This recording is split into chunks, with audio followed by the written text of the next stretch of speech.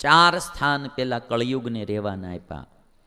એક વાત યાદ રાખજો કે જ્યાં કળિયુગ હોય ત્યાં કુસંપ અને કલેશ હોય, જ્યાં સતયુગ હોય ત્યાં સંપ અને શાંતિ હોય.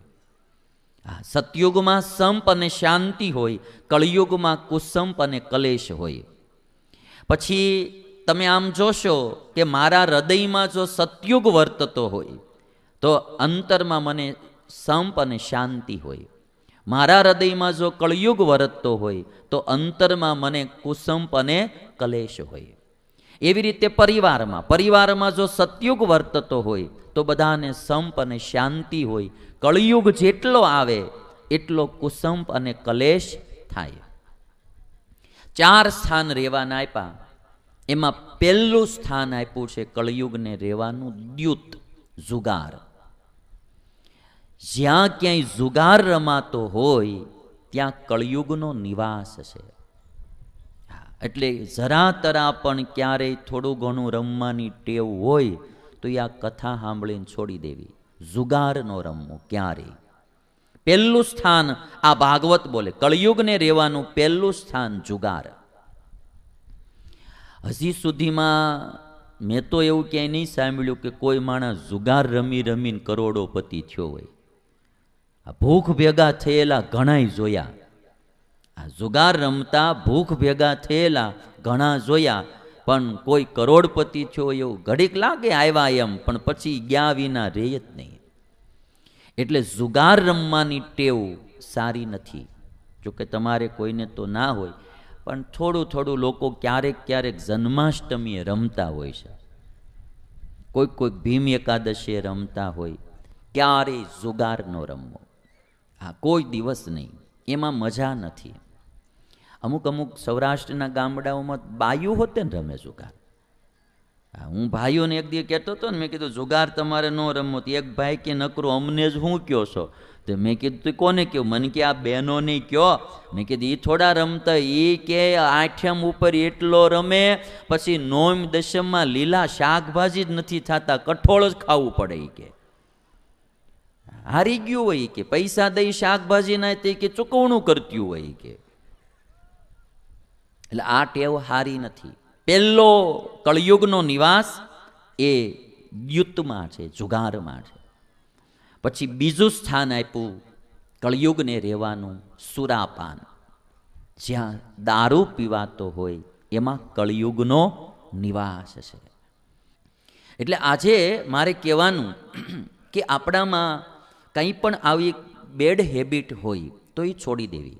શરાબમાં, દારૂમાં એમાં કળિયુગનો નિવાસ કીધો છે. અને એટલા માટે મેં ઘણા એવા ગામડાઓ જોયા છે દરિયાકાંઠાના કે જ્યાં લોકોને દારૂની પીવાની ટેવ પડી ગઈ. એ ગામડાઓમાં 30 થી 35 વર્ષની ઉંમરની 60-70% બહેનો વિધવાઓ થયેલી છે. ઓલા પીને ઉકલી ગયા છે, વાહે બહેનો બિચારીઓ વિધવા થઈ. મધ દરિયે નાવ ડૂબા જેવું હોય, નાના એક બબે છોકરા દીકરીઓ હોય. હવે પતિ મૃત્યુ પામ્યો એટલે આ બાઈ નિરાધાર થાય. હવે એ બીજી ક્યાંય પરણી બી ન શકે. છોકરાઓને લઈ એને મોટા કરવા એટલી દુઃખી થાય, ઓશિયાળી થાય, નિરાધાર થાય. એને જીવન જીવવું બહુ મુશ્કેલ થઈ પડે, એના છોકરાઓને જીવન જીવવું મુશ્કેલ થઈ પડે.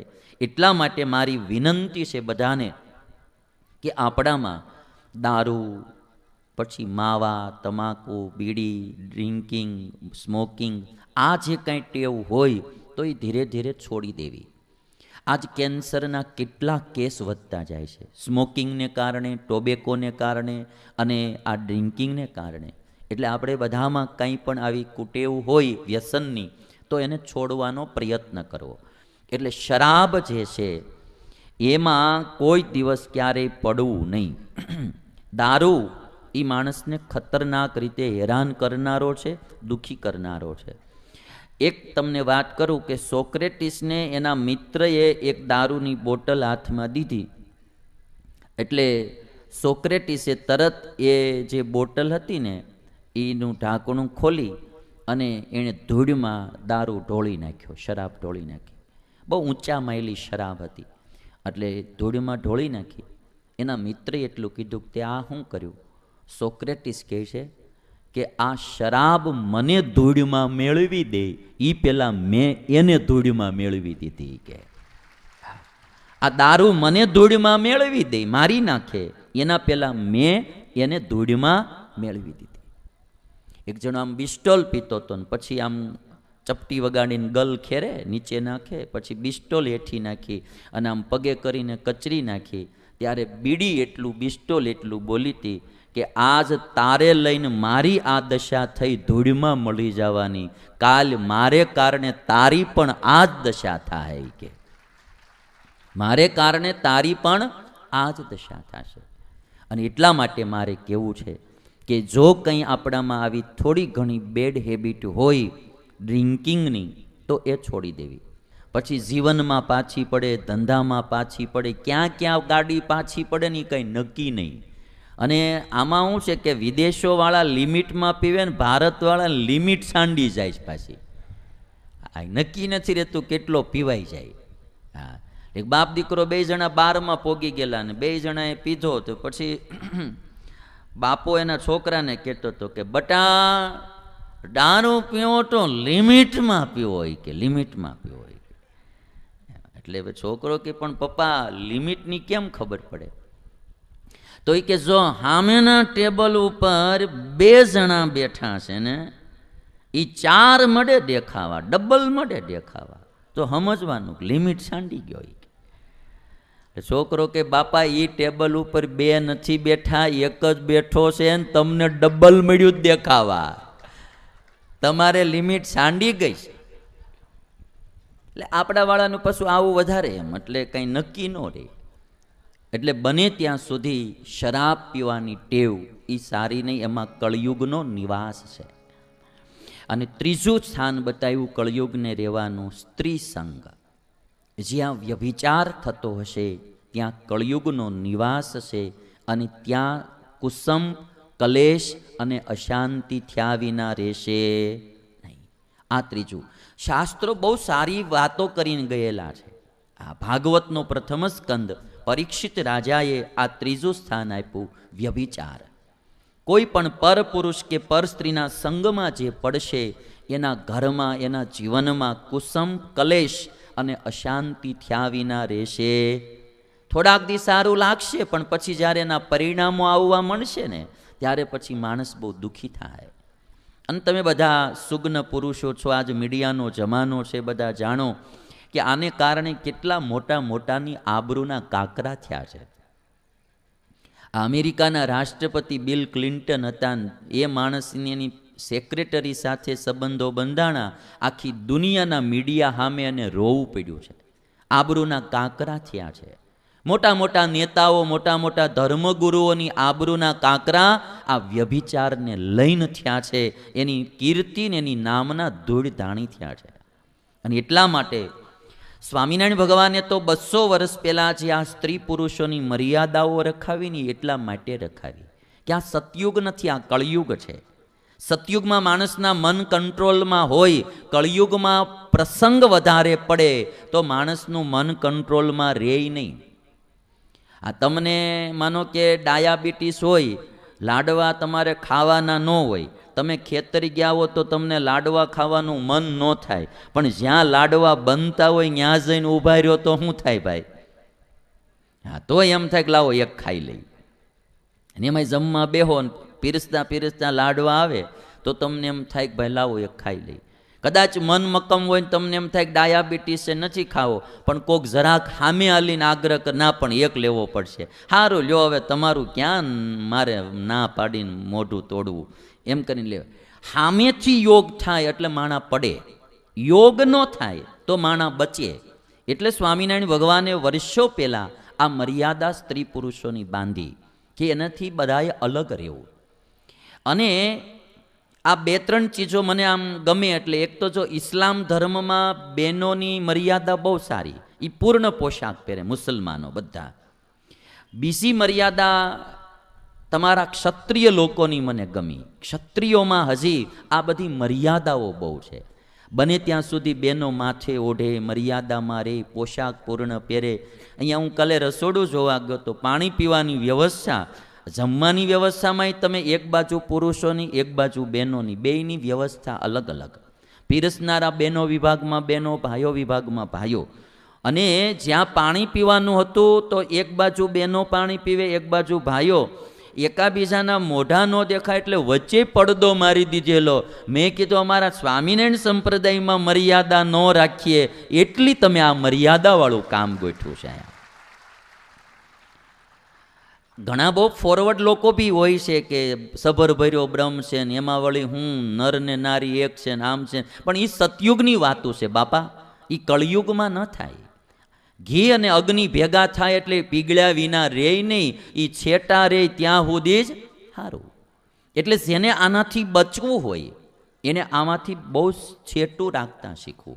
અમારે સુરતમાં એક ડાયમંડના બહુ મોટા વેપારી છે, એ મને કહેતા હતા કે હું મારી પર્સનલ ઓફિસના સ્ટાફમાં કોઈ પણ લેડીઝને રાખતો નથી. હા, મારી સેક્રેટરી કે બીજા ત્રીજામાં ક્યાંય નહીં. શું કરવા કે ક્યારેક કાંઈ પણ થયું તો આબરૂના કાકરા થતા કાંઈ વાર લાગે નહીં. એટલે કે આનાથી બચતું રહેવાનું. ક્યારેક કોઈક લોકો આપણા ઈર્ષ્યાળુ હોય, એ આપણી ઉપર આક્ષેપ નાખે, આ તે બીજું ત્રીજું. એટલે આજે મારે તમને આ વાત એટલા માટે કહેવી કે હું સુરત શહેરમાં રહું છું અને ત્યાં અમારે યંગ જનરેશન બહુ ઝાઝું છે. અને આ વોટ્સઅપ, ફેસબુક અને ઇન્સ્ટાગ્રામના ઉપયોગો શરૂ થયા ને નેટના, ત્યારથી લોકોમાં વ્યભિચારની પ્રવૃત્તિ વધી છે. આ નોખું થવાની પ્રવૃત્તિ વધી છે. સંયુક્ત પરિવાર હોય ને એટલે પછી એમાં મર્યાદામાં રહેવું પડે બધાને. એટલે માણાને વિભક્ત થવાનું, નોખું થવું, નોખું થવું. સાસુબા ભેગું રહેવું નથી, ભાઈઓને ભેગું રહેવું નથી, એકલા નોખા રહે રૂમમાં. એટલે પછી શું હોય, પતિ પત્ની હોય ને એકાદું નાનું ટાબરિયું હોય, પતિ ગયો હોય કામે, મેમ સાહેબ હાવ ફ્રી, મોબાઈલ લઈને બેસી જાય, ગમે એની હારે વાતું કર્યા કરે ને ગમે એની હારે બધા મેસેજો મોકલ્યા કરે ને. આમાંથી લગભગ મારા ખ્યાલ મુજબ અઠવાડિયે 2-3 તો આત્મઘાત કરીને મરતા હશે. અને જો આખા ભારતનું કહું ને તો રોજના કેટલા માણસો આ વ્યભિચારમાંથી મરવાની નોબતે પહોંચી જાય, આટલું આ દુષ્પરિણામ શરૂ થયું છે. એટલે મારે કહેવું કે આ મોબાઈલના ઉપયોગ જરૂર કરજો, પણ સારે માર્ગે કરજો. બહેનોમાં બી બહુ નાના છોકરાઓ, બહુ નાના યુવાન યુવતીઓ, એને સ્માર્ટફોન જરૂર વિનાના આપવા નહીં. હા, એમાંથી પછી દુષ્પરિણામ આવશે. એ નવા છે, નાના છે, એને હજી કેમ વાપરવું એ ખબર પડતી નથી. આ 18 વર્ષે ગાડીનું લાયસન્સ શું કરવા આપે છે ગવર્મેન્ટ? નાનાને શું કરવા નથી આપતી? કે આને કેમ ગાડી ચલાવવી ખબર પડે નહીં ને આવડો આ એક્સિડન્ટ કરશે. આ થોડોક મેચ્યોર થાય, પુખ્ત વયનો થાય, પછી એને ગાડીનું લાયસન્સ આપો. આ નેતાઓમાં ઊભું રહેવું હોય તો કેમ અમુક લિમિટ આપી, મત દેવામાં કેમ અમુક ઉંમરની લિમિટ આપી કે આટલા વર્ષ પછી જ, એમ અમુક ચીજ વાપરવામાં અમુક ઉંમર લાયક થાય પછી જ આપો. એટલે વ્યભિચાર એ માણસને દુઃખી કરનારો છે, એનાથી બચવું એમાં કળિયુગનો નિવાસ છે. અને ચોથું સ્થાન બતાવ્યું હિંસા. જે લેવા દેવા વિનાના કોઈને હેરાન કરતા હોય, દુઃખી કરતા હોય, મારતા હોય, આ રીતની હિંસા કરતા હોય, ત્યાં કળિયુગનો નિવાસ છે. એના અંતરમાં શાંતિ ના હોય. ત્યાં કોઈ દિવસ સુખ ના હોય. આતંકવાદીઓ આપણે કહીએ પણ એ જે કરી પણ એના દિલમાં કોઈ દી સુખ શાંતિ ન હોય. આ જે કોઈ ખોટા કામ કરનારા ને હિંસાત્મક વૃત્તિ ફેલાવનારા લોકો, એના અંતરમાં શાંતિ ન હોય. એમાં કળિયુગનો નિવાસ છે.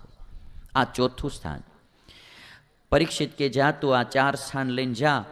એટલે કળિયુગ કે છે કે હજી મને એક સ્થાન આપો. પરીક્ષિત કે હવે તારે શું જોઈએ છે? તો કે છે કે સુવર્ણ આપો. 5મું સ્થાન બતાવ્યું સુવર્ણ. સુવર્ણમાં કળિયુગનો નિવાસ છે. ધનમાં કળિયુગનો નિવાસ. સુવર્ણ એટલે ધન, ઊંચામાં ઊંચું ધન આપણે પહેલાં સુવર્ણ ગણાતું, એટલે બધા સંગ્રહ પણ સુવર્ણનો કરતા. એટલે ધનમાં કળિયુગનો નિવાસ છે. એટલે ધ્યાન ન રાખીએ તો જોશો તમે કે ધન માટે સૌથી ઝાઝા પાપ થાય, ધન માટે સૌથી ઝાઝા ઝઘડા થાય, ભાઈઓ ભાઈઓમાં કલહ કે અબોલા એ ધન માટે સંપત્તિ માટે, એના માટે થાય. એમાં પણ કળયુગનો નિવાસ છે.